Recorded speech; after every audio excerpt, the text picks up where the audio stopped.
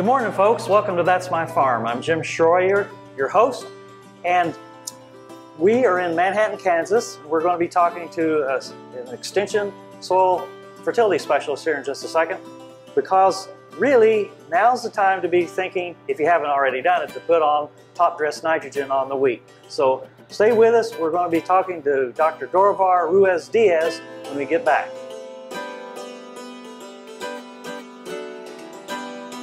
Closed captioning brought to you by Kansas Soybean Commission.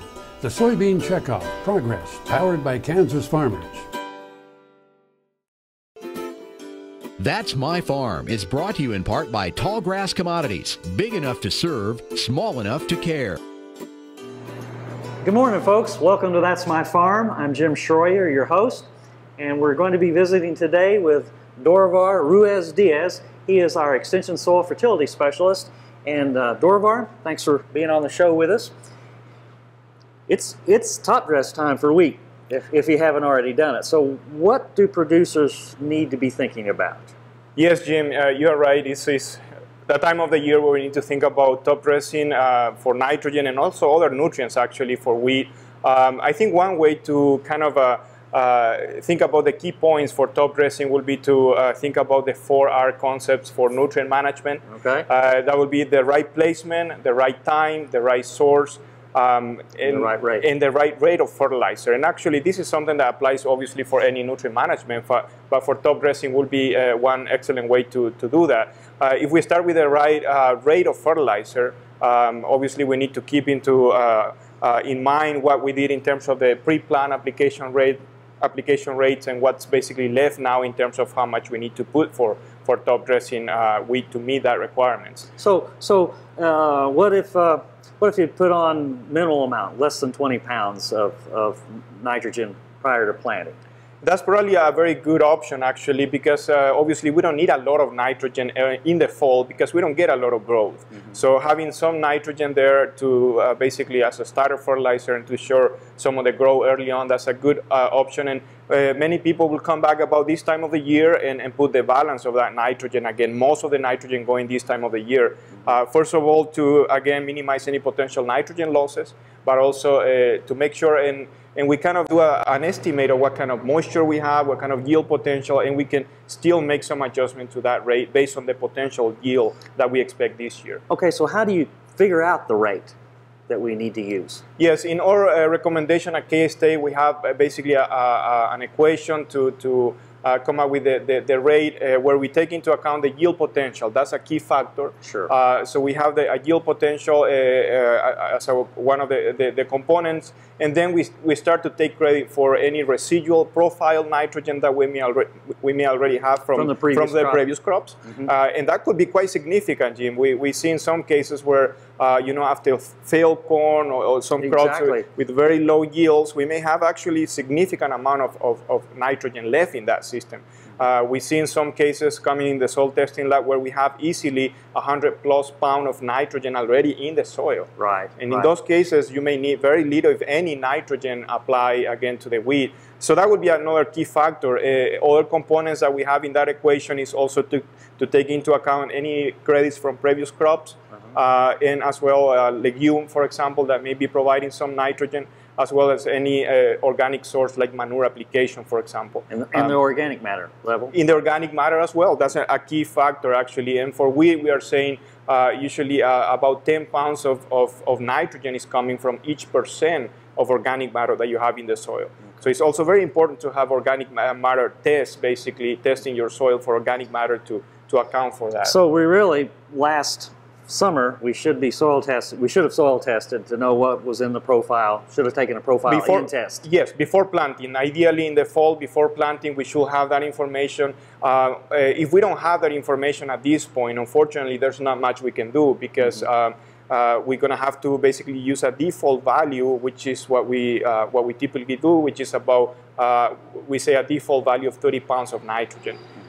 But again, like I say, in some cases we're seeing 100+ pounds of nitrogen already. 30 pounds you're talking about that's in the soil. That's in the soil. Yes, okay. Yes. So then you go from that. Then you go from that in terms of yield potential and taking into account any other credits that you may have. Well, I know that when I first got here, we were talking about 1.5 1.5 pounds per bushel. And I think it's more, I mean, really 1.75, something like that. I've heard some consultants say over 2 pounds of nitrogen for every bushel that you're hoping for. But really what you're saying is that formula is the best way to go. That's the formula is really the best way to go. We're going to have to stop right now and hear a word from our sponsor, so don't go anywhere. And you folks at home, don't go anywhere either, except maybe for a cup of coffee, and come right back.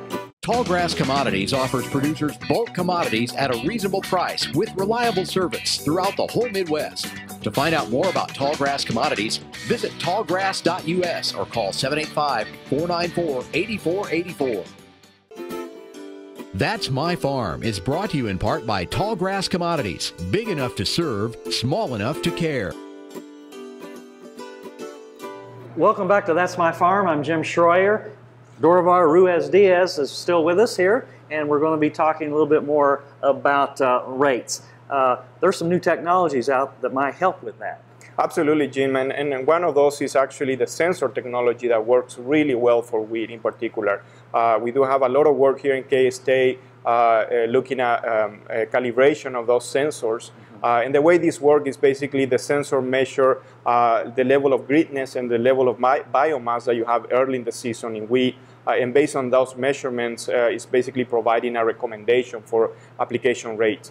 These sensors also give you an estimate of potential yield potential for that field. So it's really good, very accurate, take into account all the factors that we mentioned already in terms of residual nitrogen, yield potential, organic matter, everything. So it's an excellent tool that is becoming more affordable, I think, for producers, and something that can work very well for us for wheat. Okay, we've talked about the rate of the four R's. What do you want to go to next? The source? Let's talk about the source. That's the next one. And again, in terms of source, we do have many options. The main one for us will be liquid or dry fertilizer. A lot of that depends on the farm and what is basically easier for the farm, as well as the economics. Obviously, the economics is a big part of this. Well, dry is obviously cheaper than... Obviously cheaper, but many times liquid may be more convenient for some producers. In terms of the availability and in terms of the efficiency of each fertilizer, in theory, there should be equal. However, there are some challenges with each of the different types of fertilizer. For example, dry fertilizer may be subject to some volatilization losses because it's urea that may be subject to some volatilization on high losses. evaporative days. Absolutely, yes. Now in the case of liquid, since we are talking about UAN, only 50% is urea. In that kind of situation, obviously the potential for volatilization is much lower. However, if you are putting that nitrogen, again, if you have some rainfall, if you have some moisture, some snow or something after application, it's very likely that you're going to have a good movement of that nitrogen into the soil, and that shouldn't be an issue.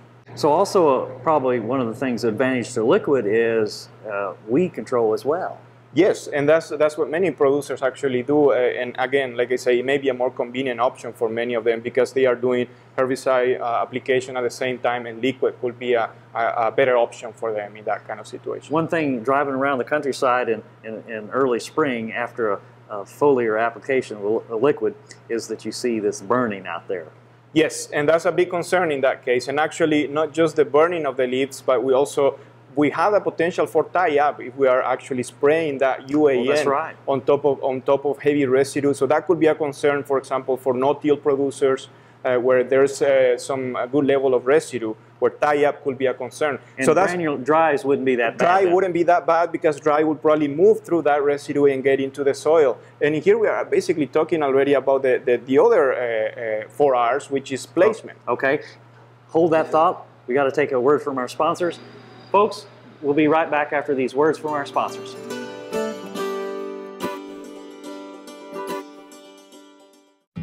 This hog is head over hoof for meal made from U.S. soybeans. Now, one hog isn't that impressive, but suppose we add another, and another, and another.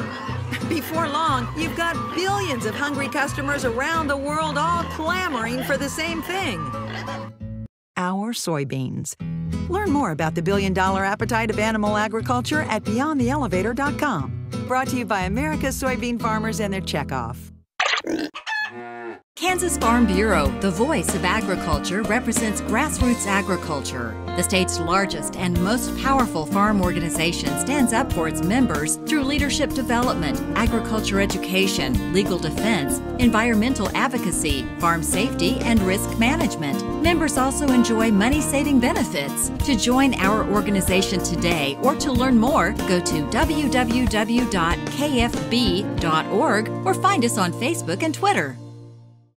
Soil is the life of a farm, and for 25 years, SureCrop Liquid Crop Nutrition has helped growers produce abundant quality crops while preserving and improving the soils they steward. SureCrop offers complete soil and plant analysis with cropping recommendations, delivery direct to your on-farm storage, and quality crop nutrition custom blended for your field. Choose SureCrop for the assurance of excellence for your soil. Call today or visit their website for more information. Hello friends, I'm Ernie Rodina. And I'm Dawn Dawson with the Better Horses Radio Show. For over 9 years, we've been bringing the Better Horses Radio Show to markets all across the Midwest. We talk about God, lots about horses. We talk about cows, we talk about horse health, we talk to top trainers, and we even talk about Roy Rogers. We're having a blast with Better Horses Radio Show and would love to take it to a market near you. So visit our website at betterhorsesradio.com and let us or your local radio station know you'd like to hear it in your area. The Better Horses Radio Show is unbelievable. That's My Farm is brought to you in part by Tallgrass Commodities, big enough to serve, small enough to care. Welcome back to That's My Farm. We have Dorivar Ruiz Diaz with us, and Dorivar, let's continue with those 4 R's. Yes. So the next one, will be, I think, placement will be a key one, and we were just talking about the different sources, dry, liquids, and that's where it comes, the placement where can help us in terms of minimizing any potential losses, potential tie-up with the residue, for example. Like you mentioned with no-till? Absolutely, in the case of no-till. And again, if we have that kind of situation where we have heavy residue, we are concerned with potential tie-up. I think using, for example, streamer bars for liquids. Right. Try to stream that fertilizer, concentrate it, and try to be able to reduce the tie-up with the residue. Reduce the tie-up with the residue. That would be an excellent way to also improve efficiency. Mm-hmm. And again, there are also other considerations for application for placement. Again, we have some people that actually even do some anhydrous application as a top dress application, which it could be an option. Again, we do have some issues there with damaging the wheat, and that could be a concern. But again, it's also one alternative.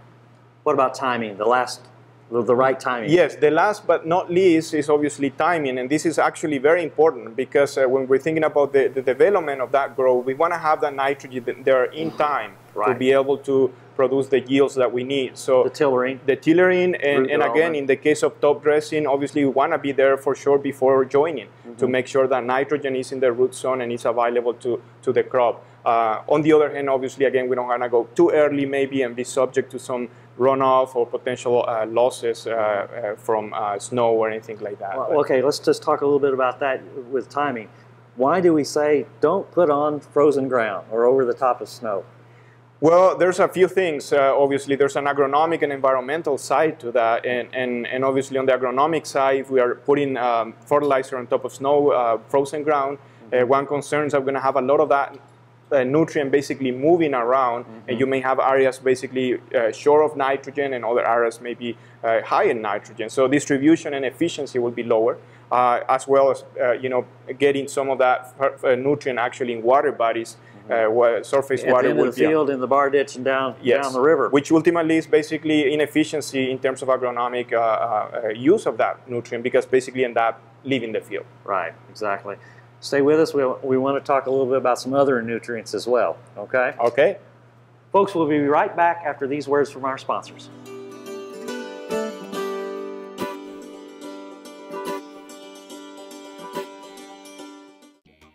The Kansas Wheat Innovation Center in Manhattan is rediscovering ways to get improved varieties and new genetics in the hands of farmers faster. Grower-led and checkoff-funded research initiatives are bringing about positive change. This grassroots leadership provides a strong voice in Topeka and Washington, D.C. Now is the time to partner with Kansas Wheat in moving wheat forward. Kansas Wheat Commission and Kansas Association of Wheat Growers.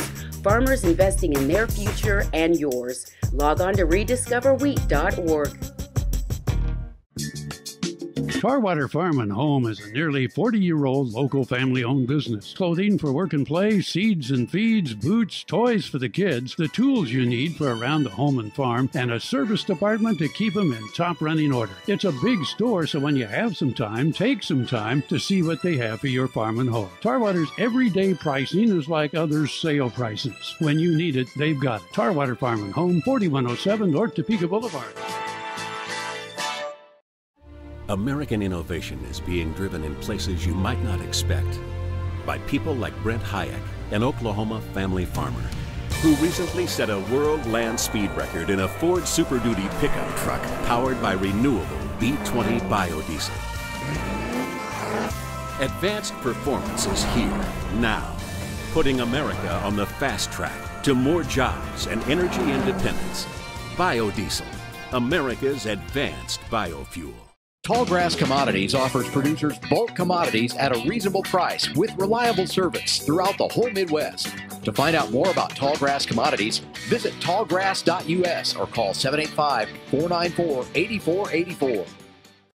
Valley Vet Supply is devoted to providing information and professional quality products at reasonable prices. Valley Vet Supply. That's My Farm is brought to you in part by Tallgrass Commodities. Big enough to serve, small enough to care. Welcome back to That's My Farm. Dorivar is still with us here, and he's still talking about nitrogen or top dressing. And let's talk about some other things other than nitrogen. Let's talk about maybe sulfur and chloride, which seems to be gaining a little bit of importance in our wheat crop. Yes, that's a very good point, Jim. Especially sulfur seems to be becoming more and more of an issue for us in Kansas. We've been seeing a lot of sulfur deficiency show up in recent years. And top dressing will actually be a very good timing to go ahead and put that sulfur. Again, especially in regions where we suspect to have some sulfur problems. Well, how do you, sorry to interrupt you, but how do you know you've got sulfur problems? You take a soil test or just see the plants? What's the deal? Well, you can do soil tests, and actually we talked earlier about the profile nitrate test. That would be an excellent time also to go ahead and have that soil analyzed for sulfur. Again, both nitrogen and sulfur are mobile in the soil. Right. So getting that profile, you can get a good idea about both nutrients at that point. So that will be one good way. Now, there's also situations where actually early in the season you're already seeing some sulfur deficiency. Right. We are seeing, we've been done some research that shows that you can still recover some of that if you go ahead and put some sulfur at that point. And that we're talking at a point that's near flag leaf emergence, and that point, right? That's when you really see it. Well, you can see it much earlier sometimes. Okay. You can see it much earlier sometimes. If you're getting too late around flag leaf stage, that may be a little difficult to do much about it for sulfur. Okay, so how much sulfur do you need? It's usually something that we don't need in high amounts. Usually about 20 pounds should be enough for a crop. Now, one thing about sulfur that we need to keep in mind, the source could really make a difference in this case. Okay. Again, it really needs to be in a available form, so we really want to have a sulfate form of sulfur there. Okay. So if we're talking liquid, ammonium thiosulfate could be one way that we put some of that sulfur. Dry fertilizer could be ammonium sulfate is becoming more available now, but also things like gypsum, calcium sulfate, those all are going to be available to that crop immediately. Okay, so if we're top dressing with a liquid, we're going to be using what? Ammonium thiosulfate is going to be the option in that case in liquid. Now, one concern with that is, again, if the wheat is already green up, we may have some leaf damage in that case. Well, that'll burn it even a little more. That will burn even more. So we have to be careful there. We want to go early enough, or again, make sure we use streamer bars in that case to minimize any potential leaf burn. Okay, good, good. And what about chloride? Chloride is another one that could go at top dressing time. It's again a mobile nutrient, so if we put it at top dressing time, there will be enough movement of that nutrient that's going to be available to the roots. Seems like here in Kansas we see more response to chloride kind of in the central part of the state. Right. Obviously in the eastern part of the state we do have history of potassium chloride application, so we usually have enough. And in western Kansas we don't have a lot of rainfall to leach that chloride, so we usually tend to have enough in the system. But in the central part of the state we see very consistent response to chloride application. Okay. Thanks, Dorivar. We'll be back in just a second here, so don't go away. Folks, don't go away. We'll be right back.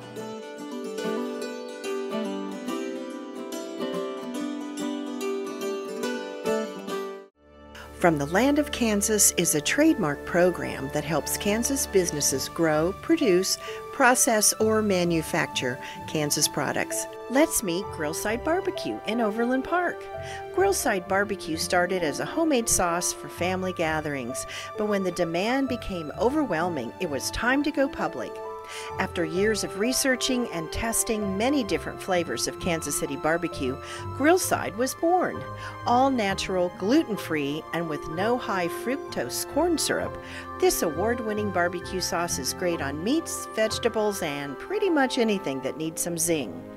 Grillside offers 3 flavors, including Suburban Sweet, a sauce that's tasty, well-balanced, and sweet enough for the kids, Downtown Heat, a sweet smoky sauce with just a bit of heat, and Hometown Hot, a sauce that pairs up 7 different peppers for a real punch. For mouth-watering recipes and to find a retailer near you, visit grillsidebarbecue.com.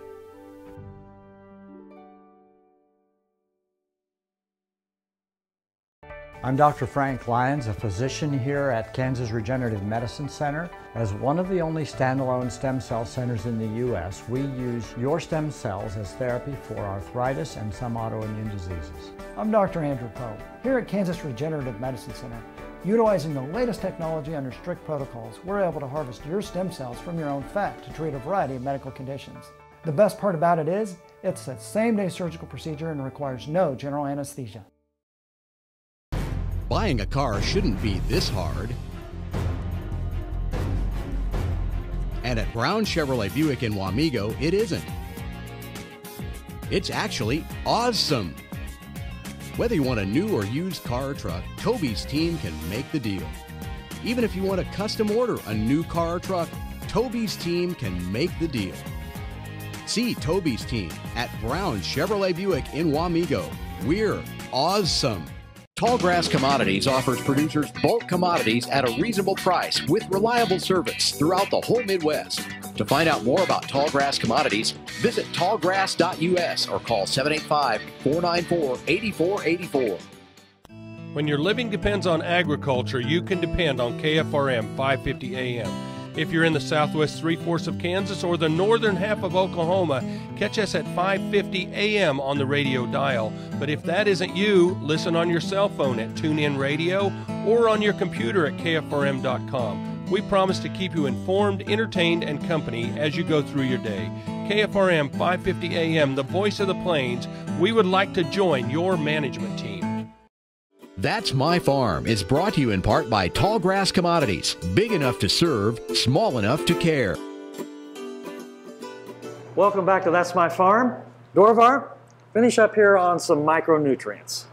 Yes, Jim, and actually that's a study that we worked together in the past, and we have done quite a bit of research now on micronutrients. And again, in addition to the chloride and maybe the sulfur that we mentioned already, we haven't seen any consistent benefit to any of the micronutrients. And the ones that we evaluated in our study were manganese, copper, zinc, iron, and boron as well. Right. So we focus on those, and again, multiple locations, farmers' fields, experiment field, we haven't seen a lot of consistent response in wheat. Okay. Is there any way that you can tell you're going to get a response to these micronutrients? That's an excellent question, because we actually do see sometimes some sites that will show some benefit, and it goes back again to the soil conditions. Soils that tends to be pretty sandy, very low organic matter, perhaps high pH, those may be candidates to see some benefit. Now, if you go ahead and put in across all fields without looking at your soils, may not get necessarily any benefit from those nutrients. So the key is, again, look at your soils and try to make a decision based on the soil types. Okay. Dorvar, I want to thank you for taking time to talk to us about top dressing wheat, because now's the time to be doing it. Absolutely, yes. Folks, thanks for being with us as well. And don't forget, next Friday, we'll be back with another session of That's My Farm.